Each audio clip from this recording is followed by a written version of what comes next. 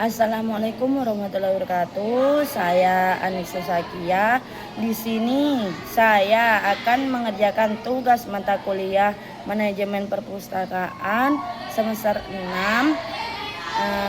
Di sini saya dari Fakultas Manajemen Pendidikan Islam Skyarwa Sampang. Di sini saya akan mendeskripsikan atau menceritakan tentang novel yang berjudul Ayat-Ayat Cinta yang dikarang oleh Habibur Rahman El-Shirazi. Novel Ayat-Ayat Cinta karya Habibur El-Razi ini menceritakan tentang sosok seorang Fahri Abdullah, seorang mahasiswa Indonesia di Universitas Al-Azhar, Mesir. Hidup sederhana dan taat agama. Dia berasal dari keluarga yang religius di Indonesia dan memutuskan untuk melanjutkan studi di Mesir untuk memperdalam ilmu agama. Di Mesir, Fahri bertemu dengan Aisyah, seorang gadis Mesir yang cantik, cerdas, dan religius. Mereka bertemu di perpustakaan Al-Azhar dan Fahri langsung terkesan dengan Aisyah. Aisyah juga mengajari Fahri berbahasa Arab dan mereka semakin dekat. Fahri pun jatuh cinta dengan Aisyah, tapi dia tahu bahwa Aisyah sudah dijodohkan oleh Pasha, seorang pria Mesir yang kaya raya dan berkuasa. Pasha adalah rival Fahri dan dia tidak akan menyerah untuk mendapatkan Aisyah. Fahri memutuskan untuk menikahi Aisyah, tapi harus menghadapi tekanan keluarga Aisyah dan Pasha. Aisyah sendiri sebenarnya tidak ingin menikah dengan Pasha, tapi dia tidak ingin mengecewakan keluarganya. Fahri dan Aisyah mulailah berpacaran secara diam-diam dan mereka semakin dekat.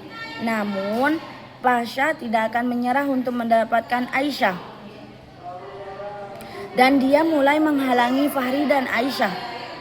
Fahri harus menghadapi banyak rintangan, termasuk masalah keuangan, tekanan keluarga, dan ancaman dari Pasha. Namun dia tidak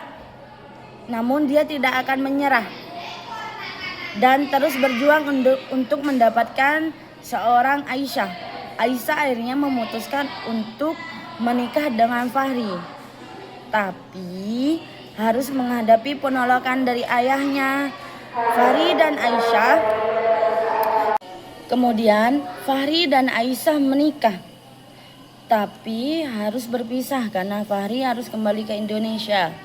Di Indonesia, Fahri harus menghadapi masalah baru, termasuk masalah keuangan, keluarga.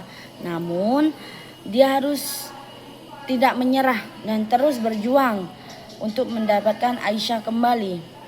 Dan pada akhirnya, Fahri dan Aisyah berhasil bersatu kembali dan mereka hidup bahagia bersama.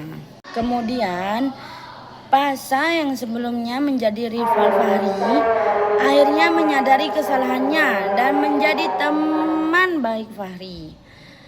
Pasha bukan meminta maaf kepada Fahri dan Aisyah atas kesalahannya di masa lalu.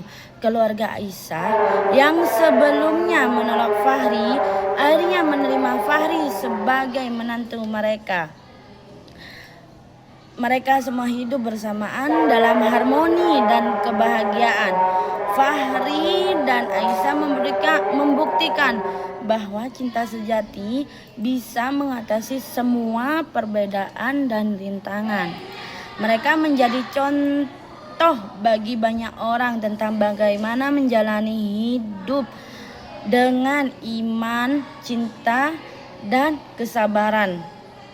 Jadi, novel ayat-ayat cinta ini berakhir dengan Fahri dan Aisyah yang sedang duduk di taman menikmati waktu bersama anak-anak mereka. Mereka berdua tersenyum dan memandang ke langit dan mensyukuri kebahagiaan yang mereka miliki.